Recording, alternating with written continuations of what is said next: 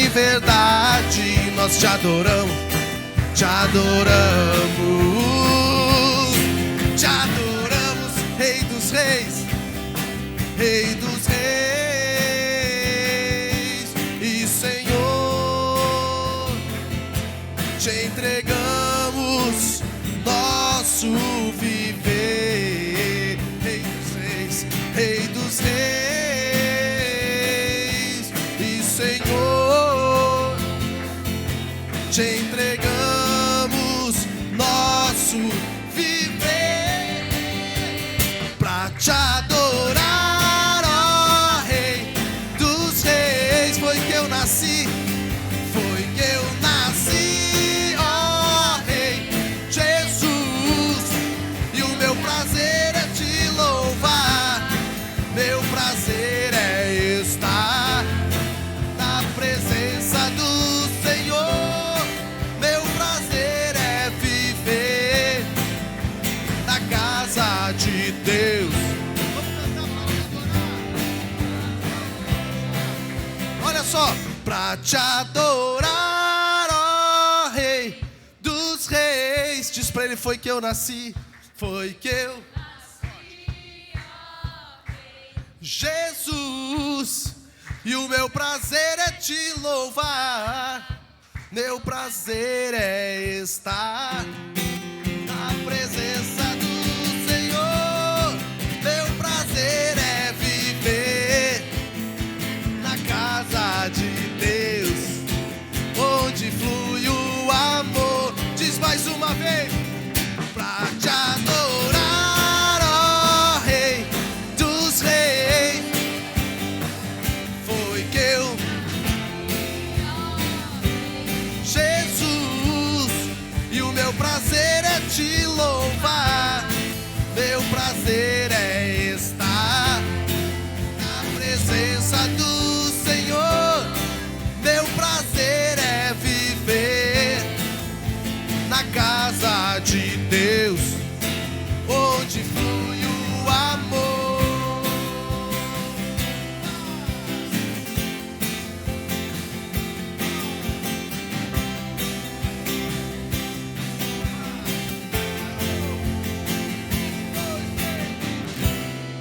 Você pode aplaudir Jesus nessa noite. Aleluia. Você pode dizer glória a Deus. Vamos cantar.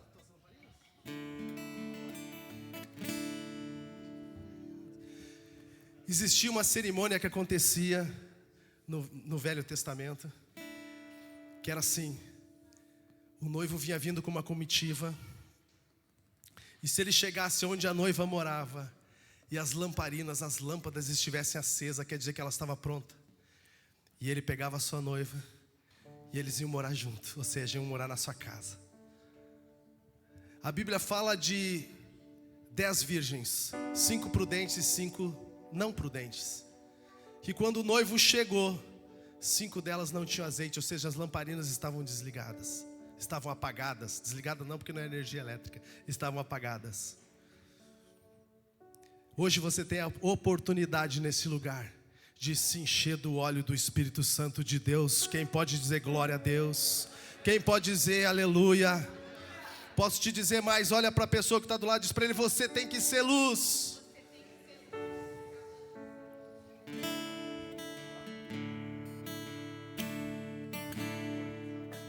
As minhas lamparinas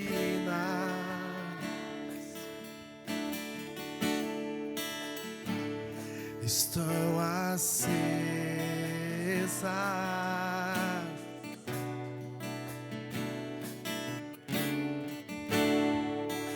só estou esperando o barulho dos seus passos em direção à porta. É só bater que eu vou abrir pra você entrar. É só bater que eu vou abrir pra você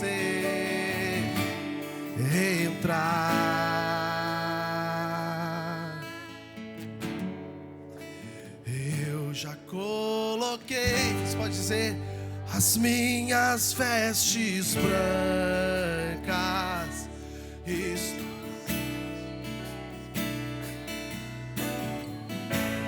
Vamos dançar, diz Maranata.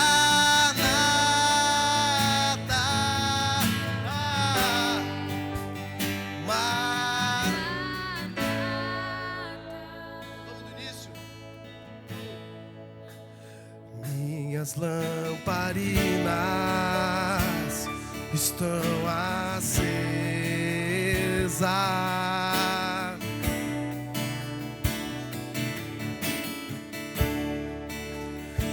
Estou esperando o barulho dos teus passos em direção à porta. Você pode deixar Jesus entrar no teu coração nessa noite.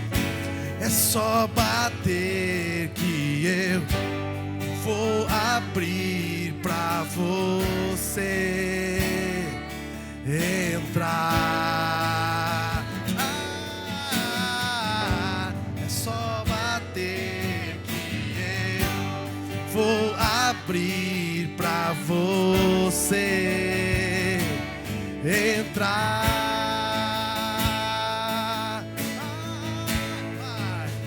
Eu já coloquei as minhas vestes brancas, estou só te esperando.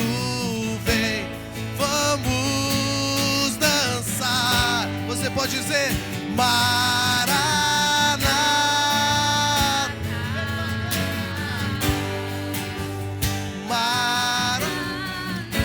Mais uma vez. Eu já coloquei as minhas vestes brancas, estou só te esperando. Vem, vamos dançar. Maranata.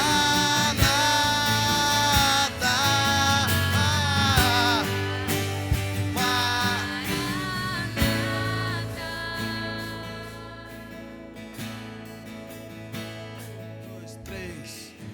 Tem fogo nos olhos, eu não imaginava que era lindo assim, que era lindo assim. O meu noivo esperado, eu abro a minha casa. Pode morar aqui. Podes morar aqui. Tem fogo nos olhos, eu não imaginava. Era lindo assim.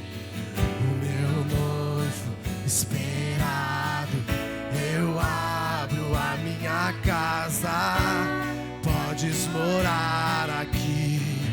Você pode cantar isso forte nessa noite. Diz: tem fogo nos olhos, eu não imaginava que era lindo assim, que era lindo assim. O meu noivo esperado, eu abro a minha casa.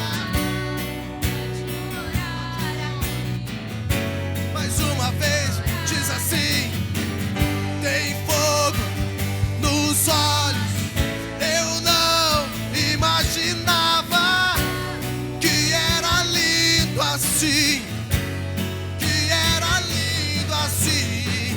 O meu noivo esperado, eu abro a minha casa. Podes morar aqui. Já coloquei as minhas vestes brancas, estou só te esperando. Vamos dançar, diz Mar. Oh.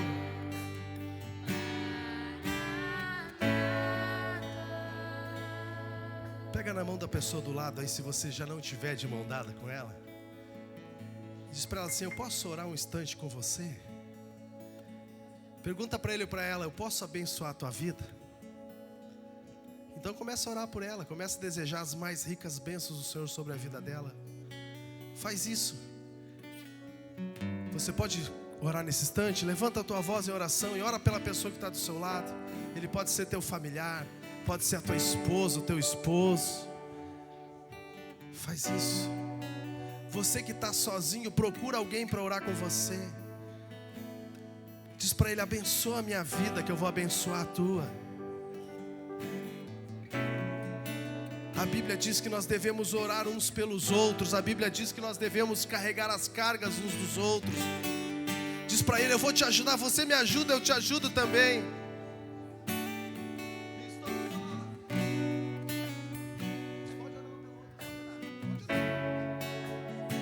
Isso aí. Ora para a pessoa que está do lado de você, ora por ela. Aleluia.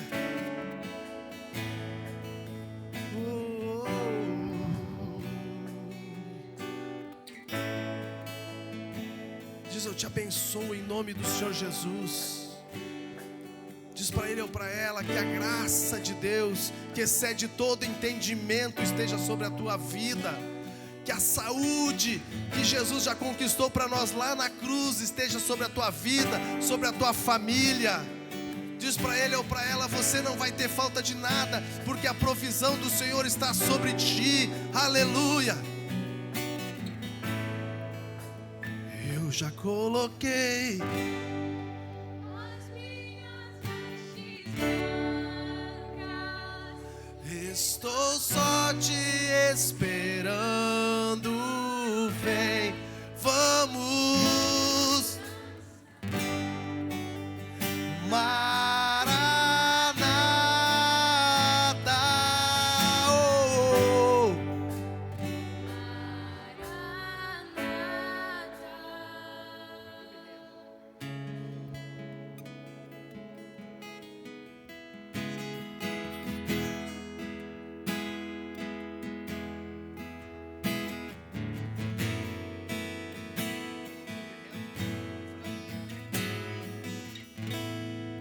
Diz pro Senhor assim: eu me rendo, eu me rendo pra conhecer-te mais, pra conhecer-te mais. Diz: eu me rendo, eu me rendo pra conhecer-te mais. Diz mais uma vez: eu me rendo. Eu me rendo,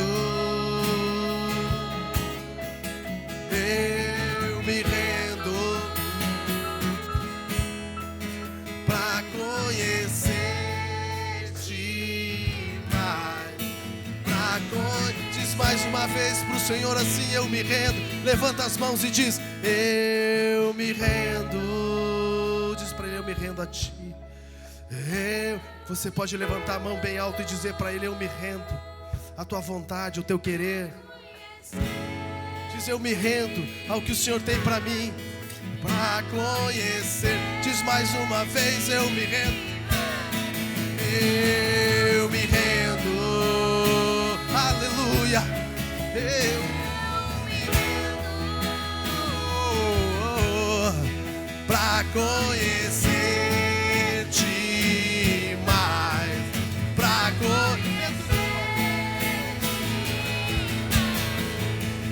Vento de poder sopra em meu viver e faz teu querer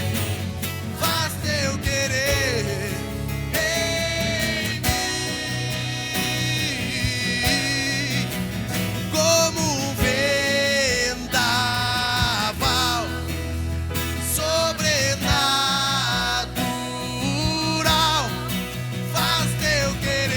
Jesus, faz teu querer em mim. Diz mais uma vez: vento de poder, vento de poder, sopra em meu viver e faz teu querer, faz teu querer em mim, como um vendaval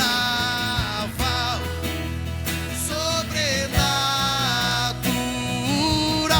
Vem e faz teu querer, faz teu querer.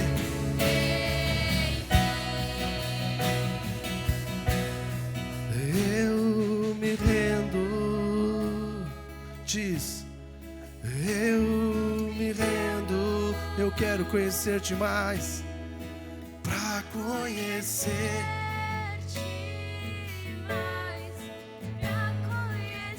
Diz, eu me rendo, eu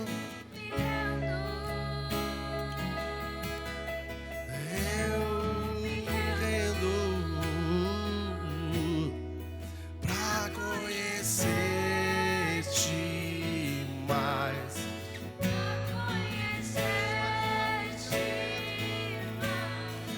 Eu me rendo,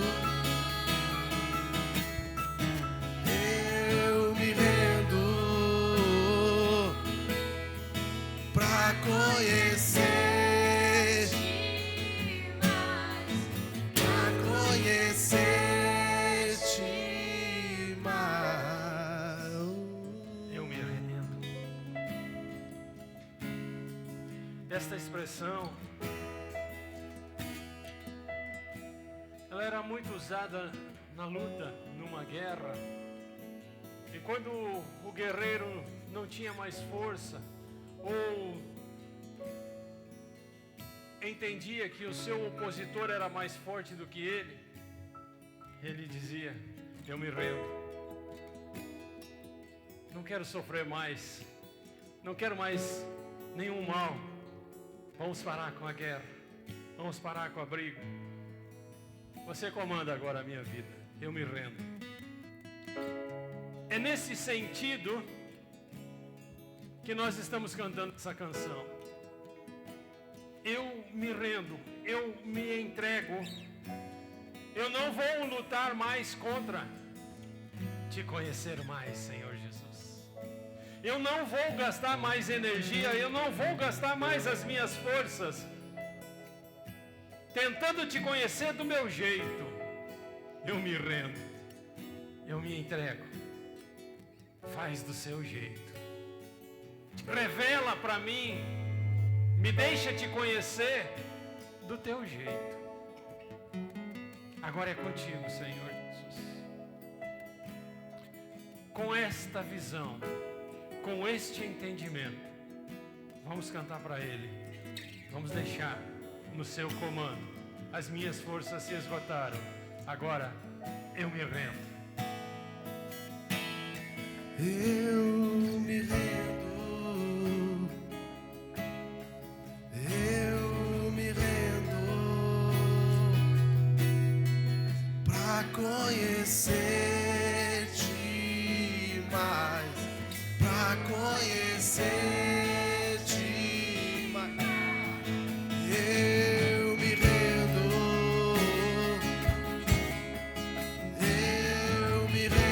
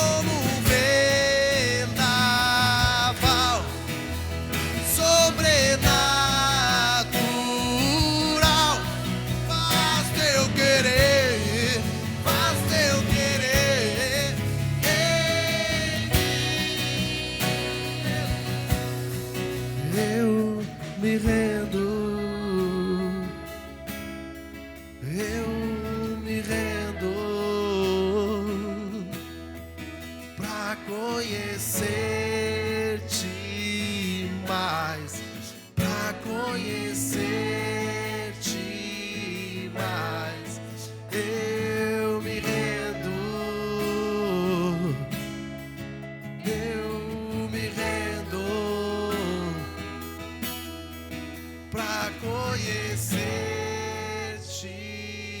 mais, pra conhecer-te mais. Queremos te conhecer mais, Senhor Jesus. Queremos ser conhecidos pelo Senhor. Temos a certeza, a convicção, o nosso nome está escrito na palma da sua mão. Mas muitas vezes temos nos escondido do que fazemos, do que pensamos. Temos tentado esconder do Senhor o que desejamos, o que ansiamos, o que sonhamos. Temos tentado esconder do Senhor as nossas falhas, as nossas deficiências. Mas é tudo em vão, porque o Senhor sonda o nosso coração.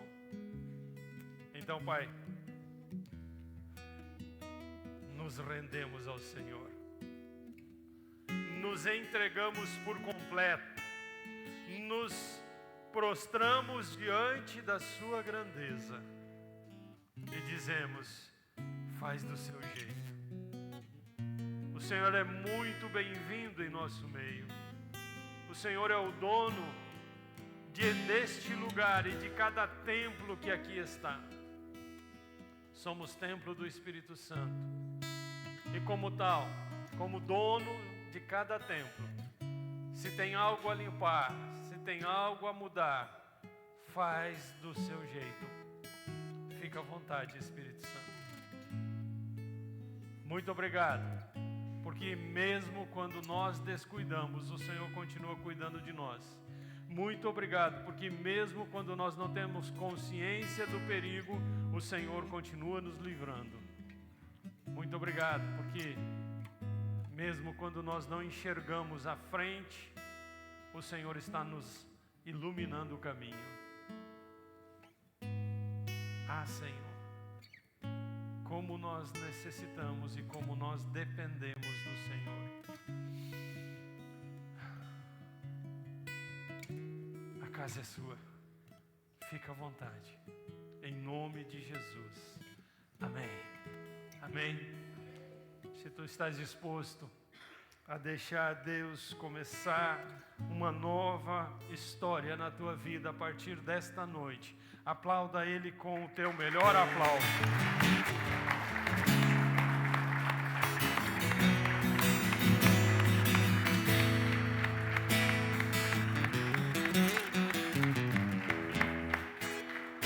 Tome assento, por favor. Porque certamente Deus vai fazer algo tão maravilhoso, tão tremendo nesta noite, em cada vida, que vai ser impossível não reconhecer que é o agir de Deus. Sabe por quê? Porque perdão e cura estão ligados entre si. E todos os dias nós temos intercedido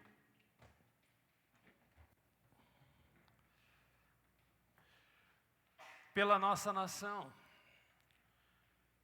Temos pedido a Deus que cure, que sare, que perdoe a nossa terra.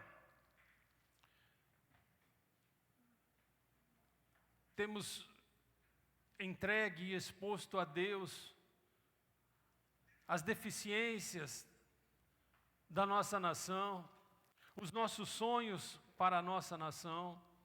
Temos colocado diante de Deus as nossas preocupações e ansiedades, as nossas dúvidas em relação à nação brasileira.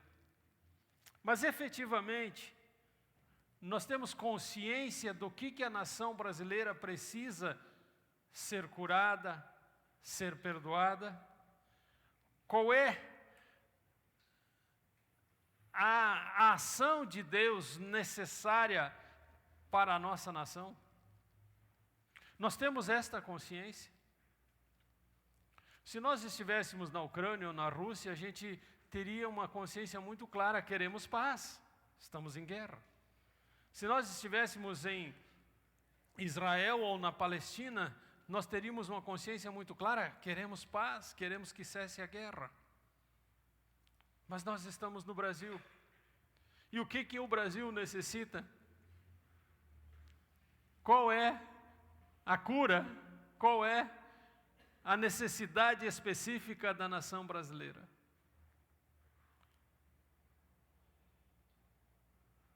E nós vamos ver na palavra de Deus exemplos de grandes intercessores pela sua nação. Vamos ter muitos exemplos. Desde Abraão, Moisés, Daniel. Homens que dobraram o joelho e não se entregaram. José. E não se entregaram. E não desistiram de interceder pela sua nação. Mas tem um que eu quero destacar nessa noite.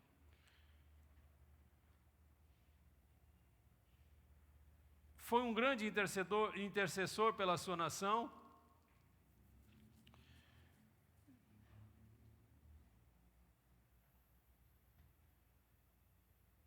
E olhava sempre para a sua nação conectada com Deus.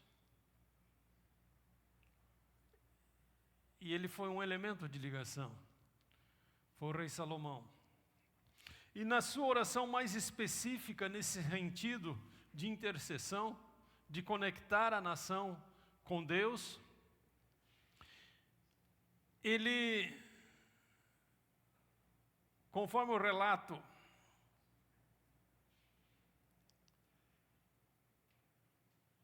no capítulo 6 do livro de 2 Crônicas, nos conta que a sua intercessão pela nação foi muito clara, muito específica no momento em que ele estava consagrando o templo que havia sido construído para honrar, para glorificar, para exaltar o nome do nosso Deus. E naquele momento de consagração, ele faz talvez a oração intercessória mais importante ou mais profunda para a nação israelense. E obviamente que este ensinamento veio para dentro da Bíblia para que nós aprendamos com ela, porque se nós temos contato com a Bíblia hoje, é justamente para que nós aprendamos com ela. Então, quando nós olharmos para esta oração, nós vamos ver um conteúdo muito rico. E como um homem pode fazer a diferença na nação inteira. Capítulo 6 de 2 Crônicas, a partir do verso 26, nós vamos ler o seguinte. Na versão NVI: quando fechar-se o céu e não houver chuva por haver o teu povo pecado contra ti, e se o teu povo voltado para este lugar invocar o teu nome e afastar-se do seu pecado por o haveres castigado, ouve dos céus e perdoa o pecado dos teus servos, do teu povo Israel, ensina-lhes o caminho certo e envia chuva sobre a tua terra que deste por herança ao teu povo. Esta foi a parte mais realista da oração de Salomão e que deixa muito claro que ele conhecia muito bem o povo que administrava. Porque mesmo em circunstâncias tão favoráveis como estava vivendo, era um momento de festa, estava havendo holocaustos, sacrifícios, consagrações, tanto que nenhuma única pessoa da nação israelita estava sem participar da festa. Toda a nação estava participando. E era uma circunstância linda, um momento muito lindo, mas Salomão tinha consciência da fragilidade daquele povo. Tinha consciência de que eles iriam se manter conectados com Deus até a primeira dificuldade. Ele conhecia muito bem a história do povo de Israel, que diante das dificuldades abandonava Deus muito facilmente. Então ele já faz essa pré-visão e coloca: olha, se acontecer do teu povo pecar, se acontecer do teu povo se desviar, se separar, e o Senhor tiver que castigar o povo, mas se o povo se arrepender, se o povo voltar a ter comunhão com o Senhor, se o povo reconhecer novamente que o Senhor é Deus, então perdoa. Ele estava num momento de festa, mas estava num momento de profunda consciência. E tão tremenda a revelação que o Espírito nos traz através dessa história, que cabe nos dias de hoje. Nós já passamos com a nação brasileira por momentos terríveis, momentos que nos tiraram a paz, que nos tiraram o sossego, que nos tiraram a tranquilidade, e já passamos momentos tremendamente felizes, festas, momentos de segurança sobrando, momentos em que as coisas fluíam naturalmente. Sou da geração mais feliz da face da terra, porque tive o privilégio, o direito de viver uma infância completamente sem qualquer restrição, medo. Podíamos brincar na rua, brincar até tarde. Nossos pais sabiam onde nós estávamos, não havia uma preocupação, porque o pai de todos e todos os pais cuidavam de todos os filhos ao mesmo tempo. Foi uma infância fantástica, que infelizmente a geração das crianças de hoje não podem viver. Infelizmente as crianças de hoje têm que estar ao alcance da vista dos pais. E nós vemos todos os dias aí notícias de crianças sequestradas, crianças abandonadas, crianças violentadas, crianças sendo roubadas no seu direito de ser criança. Crianças sendo aprisionadas dentro do seu próprio quarto para evitar mal maior para o lado de fora de casa. Crianças sendo aprisionadas por um aparelho eletrônico para que fique quietinha. Crianças sendo abandonadas com pai e mãe um ao lado do outro, mas sem qualquer comunicação com essa criança. Sem qualquer disponibilidade para dizer: meu filho, a vida é bela. Meu filho, eu te amo.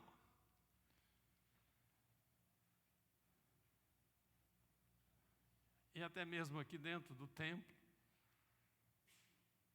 a gente fica com os olhos atentos às crianças, porque, poxa, não pode deixar sair para a rua porque é um perigo, pode ser atropelado, acontecer coisas ruins.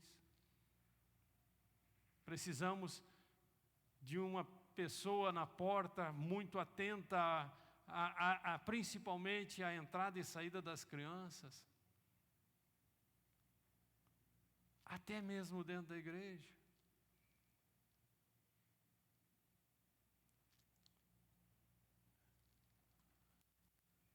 Será que nós estamos sendo os intercessores que a nossa nação precisa? Será que nós estamos sendo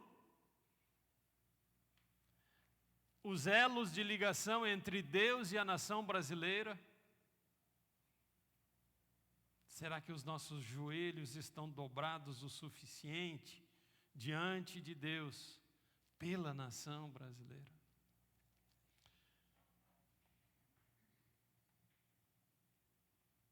No capítulo seguinte, capítulo 7, de imediato vem a resposta de Deus para a oração de Salomão.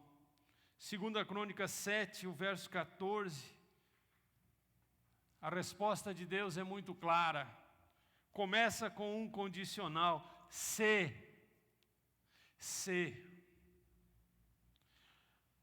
Nesta condicional, nós podemos observar que em nenhum momento Deus vai nos obrigar a qualquer coisa que seja. Se Ele nos obrigasse, nós não teríamos vontade própria, seríamos meros bonecos, marionetes manipulados por Deus. E não teria na palavra dele nenhuma condicional. Mas ele começa a resposta dele com uma condicional. Se o meu povo, que se chama pelo meu nome, se humilhar e orar, e buscar a minha face, e se afastar dos seus maus caminhos, dos céus o ouvirei, perdoarei o seu pecado e curarei a sua terra. Olha a resposta de Deus. Salomão foi muito claro no seu pedido. Diz, olha, o povo pode pecar, o povo pode se afastar do Senhor, o povo pode errar, mas também o povo pode se arrepender. Se o povo se arrepender, o Senhor quebra o nosso galho. E aí Deus coloca de uma forma também muito clara. Olha, Salomão, se esse povo que se chama pelo meu nome, Deus já tinha dito que aquele povo era o povo dele.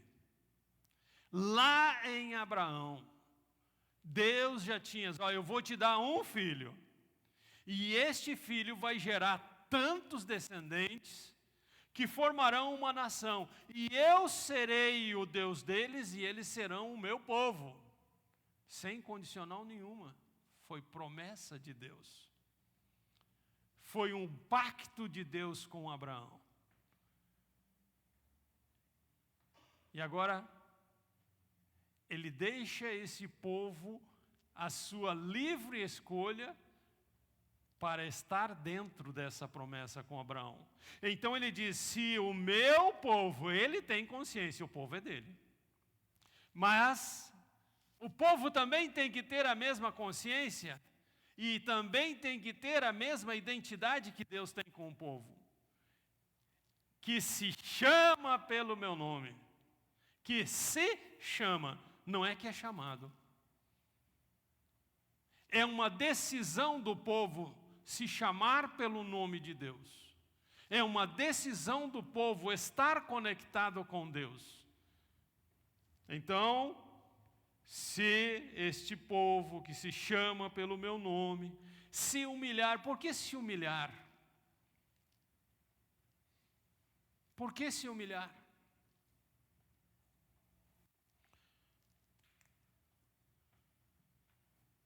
Só é necessário se humilhar quem primeiro se orgulhou. E a palavra de Deus é clara, o orgulho precede a queda. O orgulho é o cartão de visitas da queda. Então, se o povo caiu, é porque primeiro se orgulhou. A primeira exigência de Deus é se humilhar. Porque só quando nós nos humilhamos, quando nós nos colocamos na nossa posição correta, na nossa pequenez diante da grandeza de Deus, só neste momento nós abandonamos o orgulho e deixamos que a nossa realidade venha à tona. Porque quando nós nos orgulhamos, nós escondemos a nossa realidade. Eu sou o que não sou, mas eu digo que sou. O meu orgulho me leva a fazer coisas que eu não tenho capacidade de fazer. O meu orgulho me leva para um nível que eu não estou efetivamente nesse nível. Mas eu preciso mostrar para os outros que eu estou. É por isso que as redes sociais hoje estão sendo a maior fonte de mentiras, a maior fonte de exibicionismo, a maior fonte de ostentação, a maior fonte de desidentificação das pessoas. Porque quando não tinha rede social, se eu quisesse conhecer alguém, muito prazer, eu sou o Ramiro, Sidney, ok, vamos ser amigos, então vamos ter que caminhar juntos, vamos ter que conversar, vamos ter que sentar, vamos ter que tomar mate, tu vai ter que vir na minha casa, eu vou ter que ir na tua casa, eu vou conhecer a tua família, tu vai conhecer a minha. Era a única maneira de se relacionar. Hoje, eu pego um aparelho, faço um sorriso, deixa eu virar mais para cá. Não, a luz está, não, aqui um pouquinho mais, aqui, ok, está jóia. O sorriso mais paraguaio que eu consiga fazer, né? E jogo na rede social. E eu tenho 1.345 amigos que vão me ver. Eu tenho 3.000 seguidores que vão aplaudir a minha felicidade. Mas quando eu baixo este equipamento, sobe a minha tristeza, a minha realidade, a minha decepção, a minha falibilidade, a minha identidade, que eu não revelo para os 1.300 seguidores, para os tantos.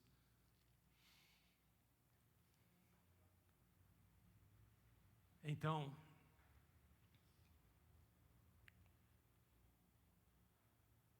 nós precisamos, primeiro, de humildade para reconhecer quem nós somos, o que somos e o que precisamos, onde estamos. E orar.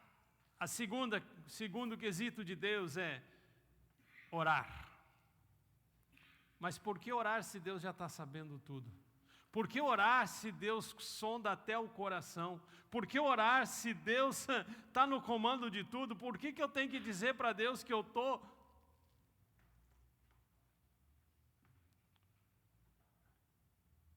Porque Deus não quer te manipular.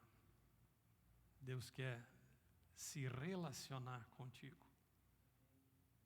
Deus quer ser teu amigo. Ele é Senhor, Ele é dono, Ele é Salvador, Ele é ajudador, Ele é conselheiro, Ele é Deus forte, Ele é príncipe da paz, Ele é tudo. E não há como contestarmos isto. Mas o que Ele quer é que tu seja filho que se relacione com o Pai. Filho que tenha a identidade do Pai, que tenha intimidade com o Pai, que conheça o Pai como nós conhecíamos o nosso Pai, apenas um olhar. Eu lembro do meu pai, não precisava falar, o jeito que ele olhava, como estava a sua testa, como estava o seu sorriso, falava mais alto do que um discurso de político.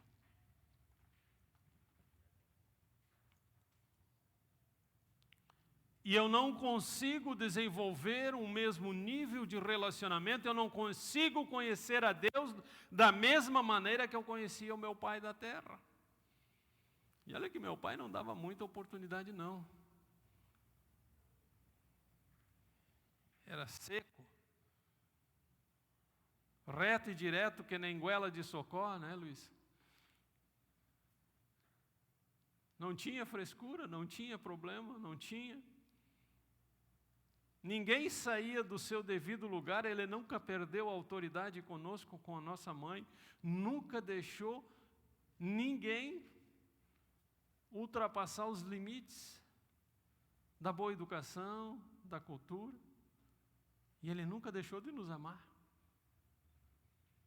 E eu conhecia o meu pai no olhar.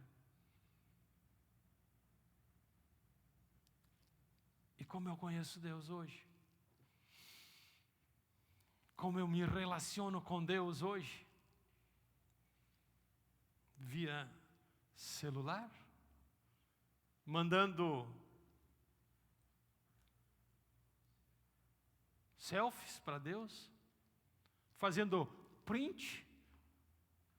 Agora tem os reels, né? Stories. Será que Deus está ligado nesse nível de comunicação? Ou Deus está muito mais interessado que tu conheça Ele pelo olhar, pelo falar, pela sua palavra, por quem Ele se revela que é? Então orar é necessário justamente para que a gente desenvolva esse relacionamento com Deus. Buscar a minha face. Buscar a face de Deus. Poxa, onde é que eu encontro isso? Qual é o mercado que tem para vender? Aonde que está a face de Deus?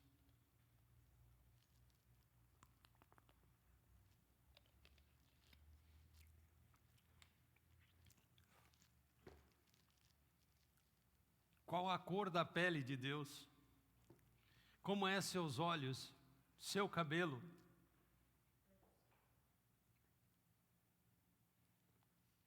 Tem alguém que busca saber?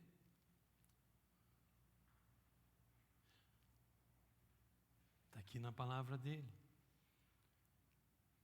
Diz como é os seus olhos, o seu cabelo, como é a sua vestimenta, diz qual é o seu gosto, diz qual é a sua personalidade, a sua identidade. Está escrito tudo sobre o teu papai. E o que tu sabe dele? O que tu busca a face dele? Como é que tu tens se revelado e como é que tu tens buscado a revelação de Deus? Como é que tu tens encontrado a face de Deus? Será que tu ainda está procurando uma embalagem de mercado? E se afastar dos seus maus caminhos. Ah, mas eu nunca andei por maus caminhos. Sempre fui muito correto, tenho um bom caráter, não devo nada para ninguém, quando posso ajudo os outros. Tenho uma família perfeita, sou um excelente marido, um pai exemplar, um profissional competente. Eu nunca andei por maus caminhos.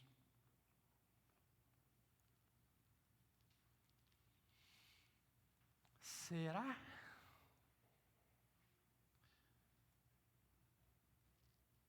Será que nunca houve uma discórdia com teu cônjuge? Será que nunca houve uma palavra mal colocada para os teus filhos? Será que nunca houve um deslize no teu trabalho? Será que nunca houve uma falha no teu relacionamento com os teus pares? Será que nunca houve um orgulho, uma soberba? Será que nunca houve um exibicionismo? Será que nunca houve um julgamento precipitado? E eu não estou nem falando de julgar os outros. Um julgamento precipitado de ti mesmo. Eu sou um bom homem.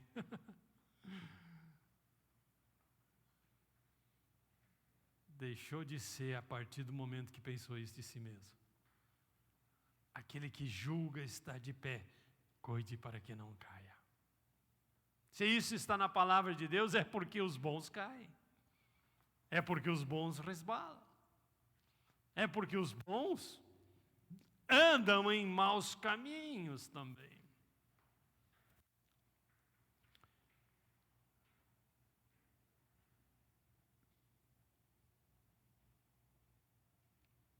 Dos céus o ouvirei. Isso nos revela uma grandiosidade de Deus.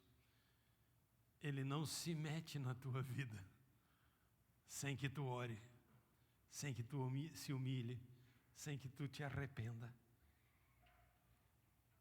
Perdoarei o seu pecado e curarei a sua terra. Esse texto nos prova assim, de uma forma muito clara o quanto Deus nos ama e o quanto Deus ama aqueles que estão com Ele. E mesmo sabendo da fragilidade, da falibilidade, da incompetência de cada ser humano, Ele jamais negou a possibilidade de conversão, de conserto, de transformação, de libertação, de cura. Ele jamais fechou essa porta para quem quer que seja.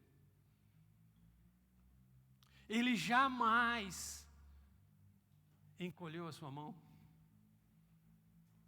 Ele jamais disse, ó, cansei de ti, te larguei de mão.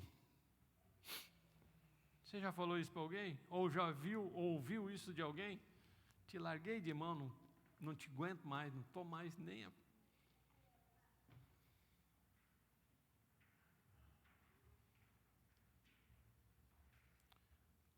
Com 3 meses de casado não pode falar isso, né?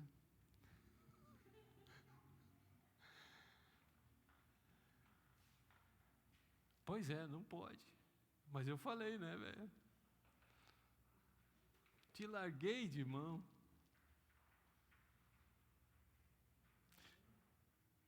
Ainda bem que ela não me largou de mão. Ô, velha teimosa. Pô, vocês ouviram, né? Divorciada não, viúva sim. Então, eu oro tanto por essa mulher, para que ela não ore por mim.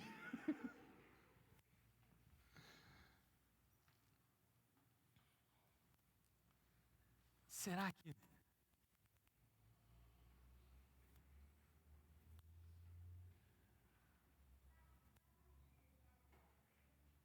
Será que nós não temos nenhuma fragilidade?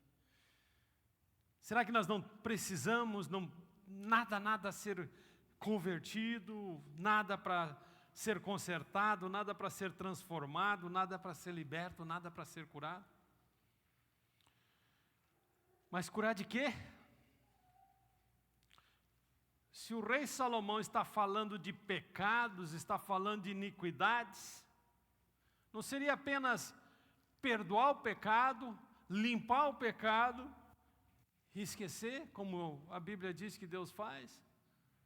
Que o sangue de Jesus nos purifica de todo pecado, que Ele já pagou o preço de todos os nossos pecados, não é só a gente reconhecer e pedir perdão e está resolvido. Em relação aos pecados, sim, exatamente isto.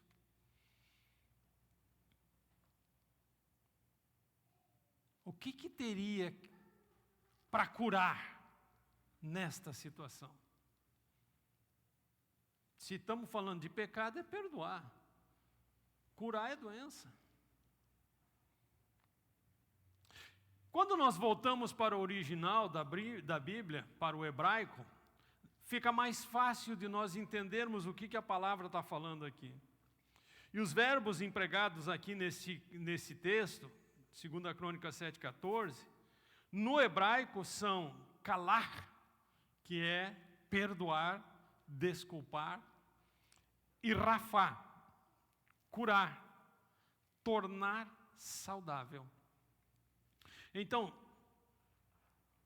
a resposta de Deus é: dos céus o ouvirei e calar, perdoarei, desculparei o seu pecado e rafá, curarei a sua terra. Pecado e doença, se não estivessem juntos, Deus não precisava fazer as duas coisas. Deus não precisava usar calar e rafá. Se estamos falando só de pecados, calar. Acabou, está perdoado, está limpo, está desculpado, não tem mais culpa. Mas Deus ainda lembra que precisa rafá, curar, Por óbvio, se há necessidade de perdão, é porque houve pecado e houve culpa. Mas qual a ligação entre o pecado e a doença?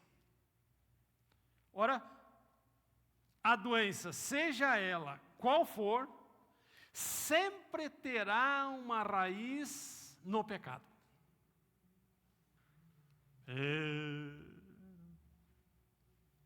Desbilolou o pastor.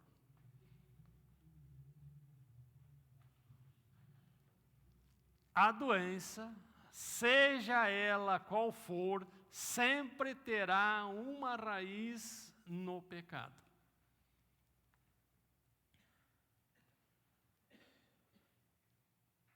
E neste caso, a nação israelita era muito influenciável pelos povos com os quais ela convivia, e de tal forma que os cultos pagãos, os cultos a outros deuses, rapidamente os israelitas aprendiam, absorviam e começavam a praticar, porque o Deus deles era um Deus invisível, era um Deus que precisava buscar a face de Deus, precisava desenvolver relacionamento, precisava estar conectado intimamente para saber que Deus existia. E os deuses pagãos eram uma moleza. Os caras faziam uma estátua, faziam uma imagem, faziam alguma coisa e botavam. Meu Deus é esse aqui. Feio, bonito, mas estava ali presente. Gigante, grande, estava ali. Dava um trovão, esse foi o fulano que mandou. Dava chuva, não, esse foi... A pessoa se dava bem, a deusa do amor era fulana. A pessoa brigava, esse foi o Deus fulano que botou o dedo aí. Para qualquer situação, existia um Deus para justificar a situação. Então, era muito fácil do povo de Israel se envolver com os deuses pagãos. Isso se tornava visível quando a terra parava de dar os seus frutos, a chuva deixava de vir no tempo certo e, por consequência, faltava alimentos, faltava água para a nação israelita. Por quê? Porque Deus estava mostrando para o povo de Israel, vocês andam escorregando na maionese, pisando na casca de banana. Para com isso, gurizada. Eu vou fechar a torneira do céu e vocês não vão ter comida, vocês não vão ter água. Aí então o povo acordava, quem manda na água, quem manda na chuva é Deus, quem manda nas plantas é Deus. Nós estamos pisando na bola, vamos voltar para Deus. Então, se voltava para Deus, o povo israelita buscava, reconhecia, e aí nós vamos ver esse processo acontecer muitas vezes, de Gênesis até Malaquias, no Velho Testamento ali, há profetas e profetas que se levantaram e falaram das coisas que o povo de Israel estava fazendo. Até que Deus diz, cansei desse sobe e desce, essa gangorra desse meu povo. Vou mandar um para resolver a questão. Vai lá, filho.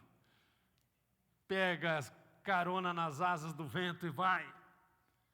Nasce de uma mulher, mostra para eles como é que se faz um homem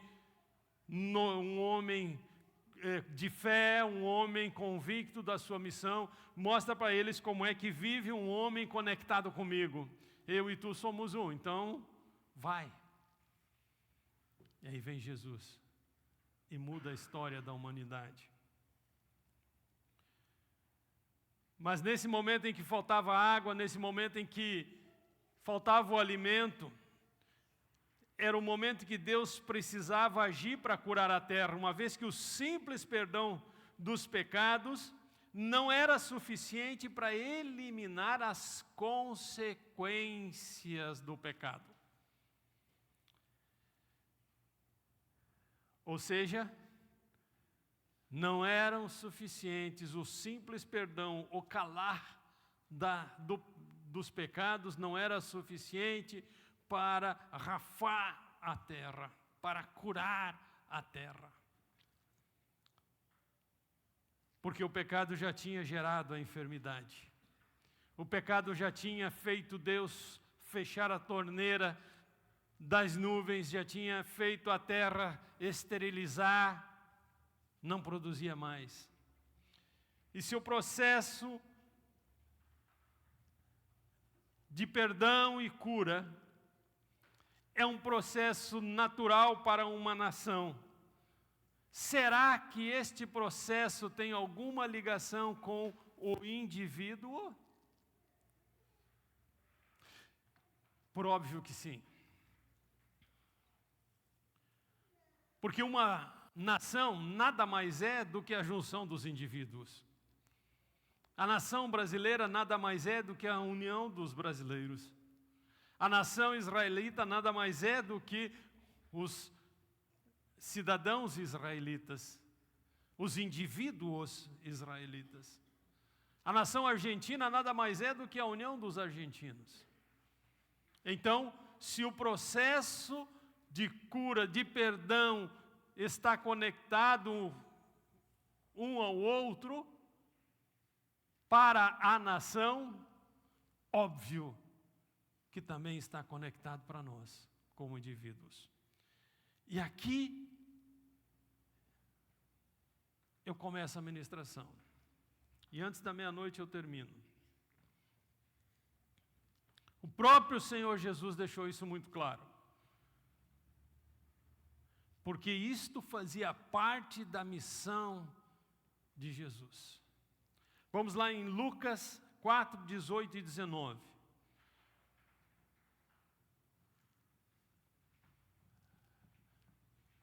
Coloca na ARC, ACF, pode ser.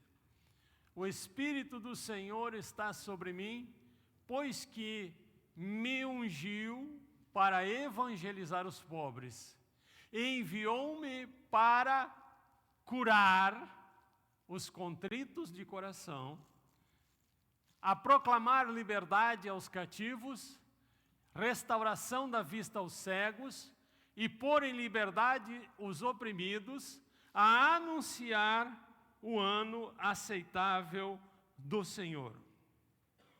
Curar os quebrantados de coração. A nação não tem coração. Quem tem coração são os indivíduos da nação. Então aqui nós já eliminamos qualquer possibilidade de Deus estar falando para a nação. Deus está falando, Jesus está falando para os indivíduos. Até porque numa nação, nem todos estão contritos, quebrantados de coração. Então, quem precisa de cura, primeiro sou eu. Quem precisa de perdão, primeiro sou eu. E quando nós recebemos a Jesus como Senhor e Salvador das nossas vidas, nós recebemos o perdão dos nossos pecados e das nossas iniquidades, porque eles são transportados direto para a cruz de Cristo. Uma vez que todos esses pecados, todas essas iniquidades foram pagas por Ele lá na cruz. Simplesmente Ele levou sobre si. Está pago. O seu sangue derramado nos limpa de todo pecado. Se existe pecado, é porque nós refizemos ele. Porque eles já foram pagos. Tá, e agora o que eu faço? Manda para a cruz. Pede perdão, te arrepende, muda de direção e entrega esse pecado lá na cruz. O lugar dele é lá. Agora, as consequências desses pecados não são eliminadas automaticamente. Se existe alguma ferida, se existe alguma doença em consequência dos pecados praticados, se existe uma consequência desses pecados, um trauma gerado nesse pecado, elas precisam ser saradas. Essas feridas precisam ser curadas. E a cultura da época de Jesus é exatamente essa, que se havia alguma doença, se havia algum alguma deficiência numa pessoa, naturalmente, é porque havia pecado que tivesse dado origem para aquela doença, para aquela deficiência. E nós temos muita clareza disso no episódio que Jesus cura um cego de nascença. Está lá em João 9:2. E vejam, não foram o povo ignorante, não foram as pessoas sem conhecimento, foram os próprios discípulos de Jesus que perguntaram para ele. Seus discípulos lhe perguntaram: mestre, quem pecou? Eles não estão perguntando, houve pecado? Será que aconteceu um pecado? Não, eles tinham tanta convicção que havia pecado que eles só perguntaram quem pecou. Este homem ou seus pais? E ainda dão a resposta para que ele nascesse cego. Vamos ser racionais? Bem rapidinho. Um feto pode pecar? Sim ou não? Um feto pode pecar? Sim ou não? Então a resposta está pronta. Foram os pais. Eles não precisavam fazer a pergunta. Eles já tinham a resposta. Mas eles queriam aprender mais de Jesus. Eles queriam saber como é que Jesus via essa questão. E perguntaram: Jesus, quem pecou? A resposta era óbvia. Foram os pais. Só que Jesus diz para eles: nenhum nem outro. Esta doença surgiu para que se manifestasse a glória de Deus. Então, nem toda doença vem de um pecado, mas todo pecado gera uma doença. Ficou claro isto? Repete comigo. Nem toda doença vem de um pecado, mas todo pecado gera uma doença. Fica fácil de nós concluir que todo pecado necessita de perdão e toda consequência de pecado necessita de cura. Simples assim, fácil assim. Por isso que o próprio Senhor Jesus fazia ligação muito estreita entre o pecado e a cura. E não foram poucas as vezes que ele declarou que os pecados estavam perdoados, portanto, o corpo estava curado. Vamos ver lá Lucas 5, 18 ao 20. NVI. Vieram alguns homens trazendo um paralítico numa maca e tentaram fazê-lo entrar na casa para colocá-lo diante de Jesus. Não conseguindo fazer isto por causa da multidão, subiram ao terraço e o baixaram em sua maca através de uma abertura até o meio da multidão, bem em frente de Jesus. Vendo a fé que eles tinham, Jesus disse: homem, os seus, me ajudem, os seus pecados estão perdoados. Mas o cara estava paralítico. O cara não conseguiu nem chegar na frente de Jesus para pedir perdão. Simplesmente ele vê o cara paralítico, deixa, os amigos dele baixam ele em corda numa maca, e aí Jesus diz: ô filho, teus pecados estão perdoados. A cegueira daquele homem não era consequência de pecado. A paralisia aqui sim. E Jesus foi claro: os teus pecados, não é o dos teus pais, não é os dos teus amigos que estão te carregando, os teus pecados estão perdoados. Toma tua maca, levanta e anda. As consequências do pecado, dos pecados daquele homem tinham paralisado o seu corpo. E Jesus então vai lá na raiz: teus pecados estão perdoados. Os escribas, os fariseus que estavam ali não entenderam nada, acharam que Jesus estava blasfemando, mas não podiam negar. O cara foi baixado numa maca por 4 pessoas, por seus amigos. Não diz que são 4, a gente chega à conclusão que são 4, porque para baixar uma maca sem derrubar o cara de cima, São 4 pontos de apoio para deixar ela baixar certinho. Então, pelo menos 4 homens, de repente tinha 8, 16, não sei quantos, mas um camarada que foi baixado numa maca, pega a maca, levanta e sai caminhando. Como é que os escribas e fariseus iam dizer que Jesus não tinha poder para perdoar pecados, uma vez que eles tinham absoluta convicção que pecado era que doença era consequência de pecado? Como é que o cara sai andando sem sair com os pecados perdoados? Não tinha como.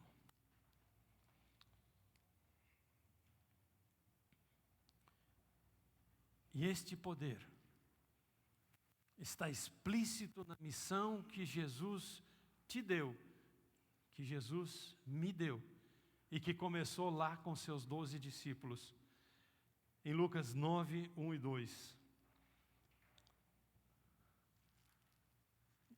Vamos usar a NVI também. Reunindo os 12, Jesus deu-lhes poder e autoridade para expulsar todos os demônios e curar doenças, e os enviou a pregar o reino de Deus e a curar os enfermos. Ei, peraí, por que está repetindo aqui? Expulsar demônios e curar doenças, e depois pregar o reino de Deus e curar os enfermos. Mas já não tinha dado poder para curar as doenças? Por que tem que curar os enfermos? Porque não é a mesma coisa. E aqui a palavra curar aparece 2 vezes no português, mas no hebraico não é a mesma palavra. Então, quando parece que a Bíblia está fazendo confusão, parece que a Bíblia não está clara, é porque nós não temos no nosso idioma a clareza que tem no idioma que foi escrita a Bíblia. Entendeu isso? Amém? Está claro isso? Por isso que nós precisamos buscar a face de Deus. Por isso que nós precisamos nos aprofundar na palavra dEle. Porque a simples leitura da Bíblia nos confunde. Mas nos confunde porque ela não foi escrita para português. Ela não foi escrita para brasileiro. Ela não foi escrita para gaúcho. Ela não foi escrita para a nossa cultura. Então tem coisas que nós não conseguimos entender se nós não formos estudar ela lá na sua raiz. E no verso 1, curar doenças, o autor emprega o verbo terapeuo, que na sua raiz significa servir, realizar o serviço, nada a ver, né? Mas também sarar, curar, restaurar a saúde. Trata da cura física de doenças naturais. Já perguntei para o lado de cá, vou perguntar para o lado de cá agora. Se eu estou gripado, de onde veio esta gripe? Um vírus. Simples. Então não é uma doença natural, o vírus está aí, de alguma forma me atacou, meu organismo não teve defesa suficiente e gerou as consequências de uma gripe. Não é coriza, é dor de cabeça, é dor no corpo, é chazinho da veia, e também tem essas vantagens, a gripinha, né? Também tem umas... Dá para ficar na cama um pouquinho mais tarde, apesar da dor, né? Mas tem essas vantagens. Mas tem a sua origem, foi um vírus.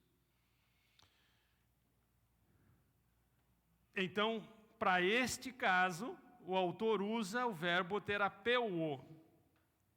E doenças, vem da palavra nosos, do grego, nosos, que significa exatamente isso, doença ou enfermidade. No verso 2, quando o autor fala curar os enfermos, veja, para português veio curar de novo, mas o autor emprega o verbo iaomai, do grego curar, sarar, mesmo sentido, por isso a tradução foi exatamente a mesma. Mas ele tem outro sentido aqui também, é mais amplo. Tornar perfeito, livrar de erros e pecados, levar alguém à salvação. Muda de figura agora? Sarar as doenças, curar as doenças naturais e levar os que erraram, os enfermos, os que pecaram, os que estão errados, para a salvação. Esta é a tua missão, esta é a minha missão. Esta é a missão que Jesus nos deu e Ele começou ensinando para os seus discípulos. E por que nós sabemos que isto realmente é a nossa missão? Porque ela chegou até nós. Os discípulos de Jesus cumpriram tão bem a missão deles que conseguiram gerar discípulos como Jesus gerou os 12. Eles conseguiram gerar discípulos que entenderam a missão deles e geraram discípulos que entenderam a missão deles e geraram discípulos que entenderam a missão deles e que vai faltar espaço aqui para até chegar em nós, mas foi exatamente o que aconteceu. De geração em geração, de discípulo em discípulo, todos entenderam que a missão de Jesus Cristo deu àqueles 12 é a mesma missão que Ele deu até você e eu. E que nós temos a responsabilidade de gerar outros discípulos. Por isso nós somos um ministério apostólico. Recebemos e o que recebemos transmitimos e enviamos. Não podemos reter aquilo que Deus nos deu para ensinar.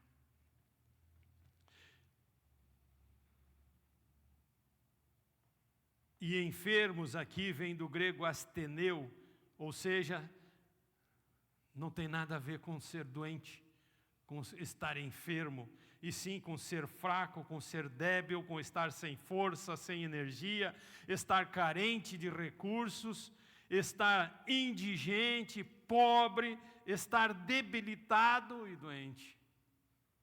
E aí o português faz a confusão na tradução e bota como se fosse a mesma coisa.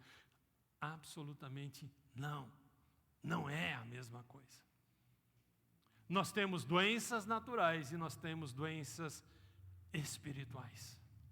Nós temos pessoas que estão acometidas de enfermidades que nascem no seu próprio corpo ou de um sistema natural. Mas nós temos pessoas que estão doentes, que estão enfermas, que estão fracas, que estão débeis, frágeis, em função das doenças geradas pelos seus pecados. E ambos, é nossa responsabilidade levarmos a cura. E a cura de um é simplesmente um chazinho da vovó, um chazinho da véia, um chazinho, um remedinho da farmácia, uma planta medicinal. Outros é trazer a realidade do seu pecado e levá-lo ao arrependimento, à mudança de comportamento, a tomar decisões que não mais o tragam prejuízo para a sua vida, e sim que agora, tomando decisões corretas, façam gerar consequências corretas para a sua vida. Há necessidade, sim, de uma conversão, de uma mudança de direção no seu andar, no seu caminhar. Os dois precisam de cura. O corpo precisa de cura, a alma precisa de cura, o espírito precisa de cura. Só que a cura do corpo é fácil. Até planta cura. A cura da alma, só decisão cura. A cura da alma, não existe ninguém que possa ajudar, que possa trazer o chazinho. A cura da alma só acontece quando tu toma as tuas próprias decisões. A minha alma não pode ser curada por você. Eu não posso curar a tua alma. A cura da alma só acontece pelas próprias decisões. E aí nós vemos hoje um sem número de pessoas depressivas, angustiadas, agoniadas, sem perspectiva, sem expectativa, sem sonho, sem futuro, porque a alma está doente.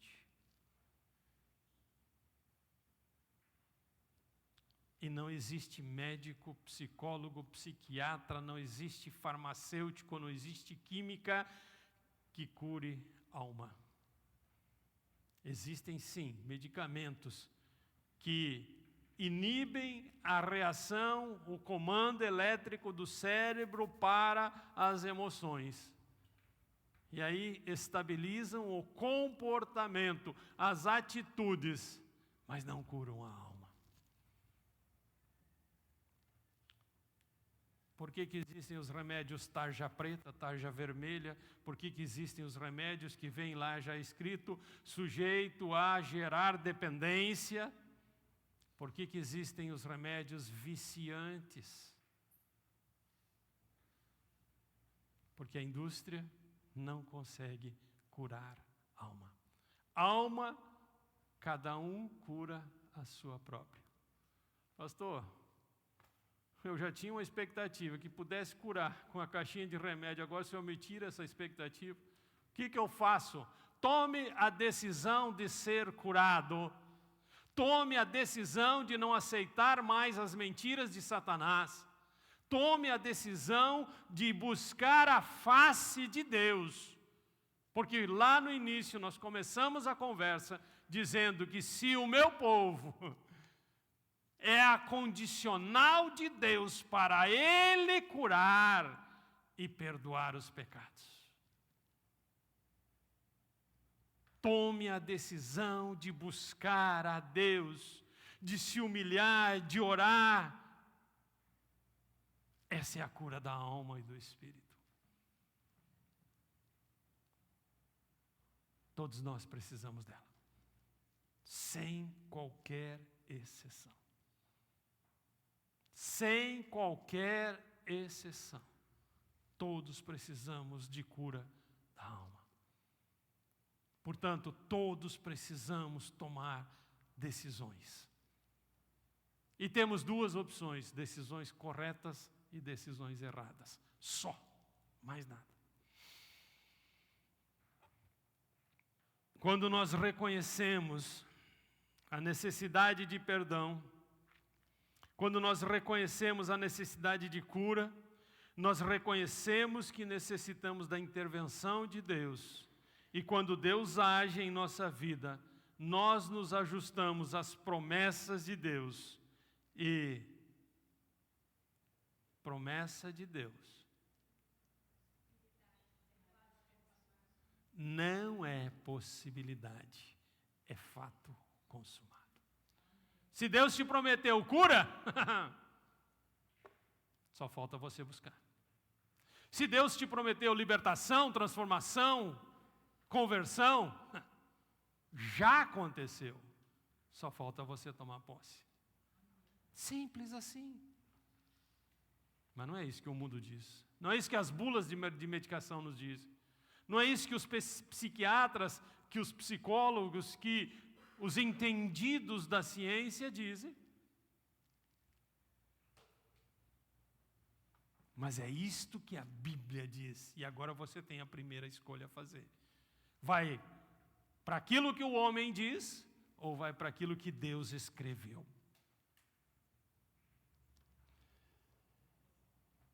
Cada um tem que tomar a sua própria decisão. Vai continuar doente, física, emocional ou espiritualmente?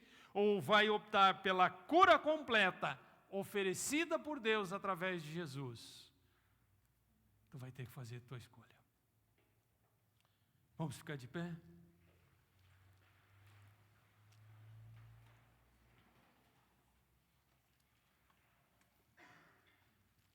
Eu não quero ser um enxerido na tua vida.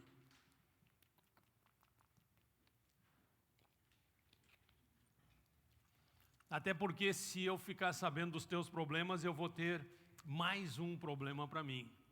Como é que eu vou me segurar para não contar para os outros o que tu me contou? Mas tu tens agora o direito e a liberdade de conversar com Deus e de assumir com Ele um pacto de cura. Agora é tu com Deus. E eu vou te desafiar a abrir o teu coração para Ele. Fecha os teus olhos, porque o que vai acontecer com os outros não é problema teu. E a curiosidade é uma das armas que o diabo pode usar para te tirar o direito à tua cura. Não é uma perspectiva, uma expectativa, é um direito. Não é uma graça, não é uma possibilidade, é um direito. Deus já disse que Ele vai curar. Ele já disse, se tu fizer, eu já fiz. Se tu te humilhar, se tu buscar a minha face, se tu orar, se te arrepender dos teus maus caminhos, eu sararei, eu perdoarei. Ele já assumiu um compromisso irrevogável contigo. Agora, tu precisa fazer a tua parte. Tu precisa tomar a tua decisão. Então não te preocupe com o que está acontecendo ao teu redor. Te preocupe com o que está acontecendo no teu coração. É aí no teu coração que estão as doenças, os problemas que precisam ser curados. É aí na tua consciência, na tua alma, no teu espírito, que tu vai precisar entrar em comunhão e buscar a face de Deus.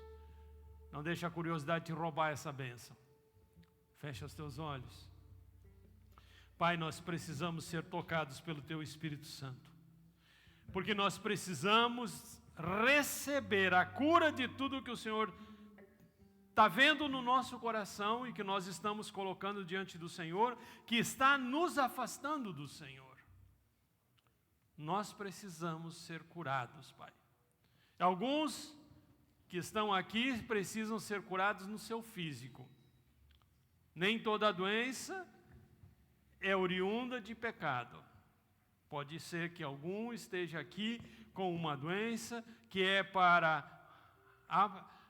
manifestar a tua glória, o teu poder. E é apenas uma doença física. Mas na sua palavra nos diz que o Senhor Jesus levou sobre si todas as doenças e todas as enfermidades. A maioria de nós, Paizinho, está doente na sua alma. A maioria de nós é os nossos sentimentos, as nossas emoções, é a nossa consciência, é a nossa inconsciência, o subconsciente, é a nossa história que está nos prendendo, que está nos machucando. São as coisas que nós fizemos ou deixamos de fazer no passado, que estão sendo usadas por Satanás para nos acusar, para nos afastar da sua presença. A nossa alma está doente, Pai. Consequentemente, o nosso espírito está doente, porque não conseguimos buscar a Tua face. Mas agora, Pai, diante da Sua palavra, nós nos humilhamos e reconhecemos, precisamos da cura. Nós nos humilhamos e reconhecemos que o orgulho até agora só tem aberto ferida e que o orgulho é o início da queda e nós não queremos cair. Pelo contrário, Paizinho, nos agarramos nas Tuas mãos para que nos mantermos de pé e confiamos na Tua palavra, confiamos na Tua promessa de que o Senhor nos curaria se nós nos convertêssemos dos nossos maus caminhos. Eu não posso responder por cada um dos meus irmãos aqui, mas eu respondo por mim. Eu não quero mais andar por onde eu andei. Eu não quero mais, Paizinho, esses caminhos maus que me trouxeram tanto prejuízo, tanta ferida, tanta machucadura. eu quero a tua cura e o teu perdão. E eu rogo isso em nome de Jesus. Em nome de Jesus. Amém. Amém e amém. Se tu entende que tem algo na tua vida para ser curado, ou se tu entende que Jesus já te curou nesta noite, aplauda Ele porque Ele merece.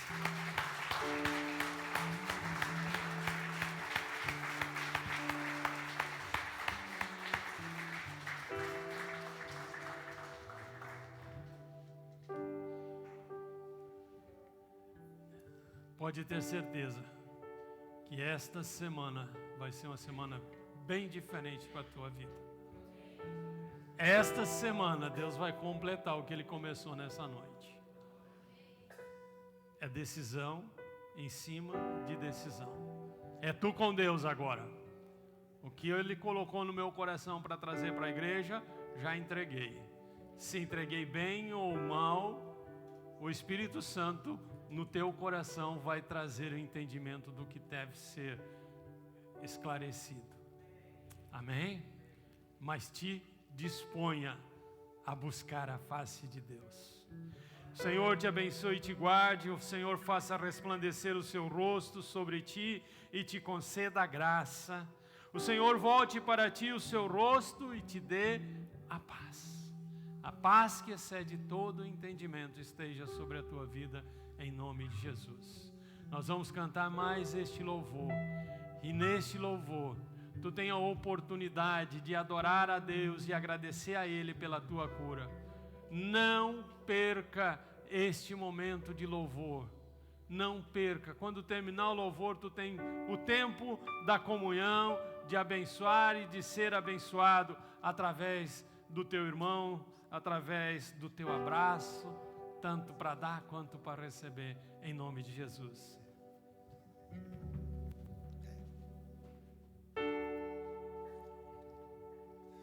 Envolto em tua presença,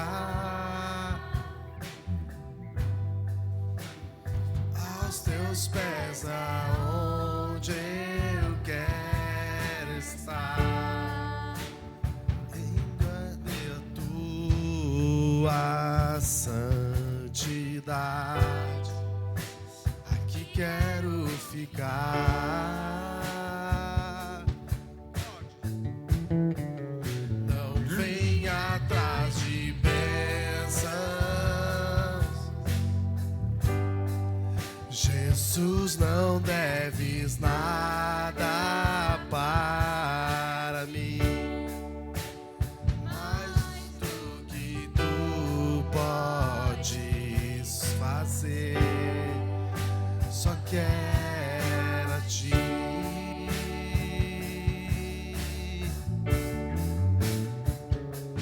Lamento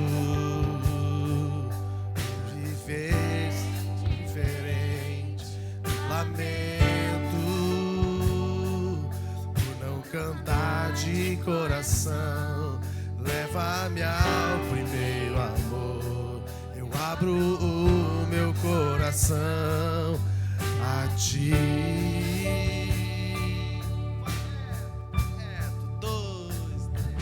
Lamento Viver só pra mim mesmo. lamento Não ver que és meu sustento. leva-me ao primeiro amor, eu abro o meu coração a ti.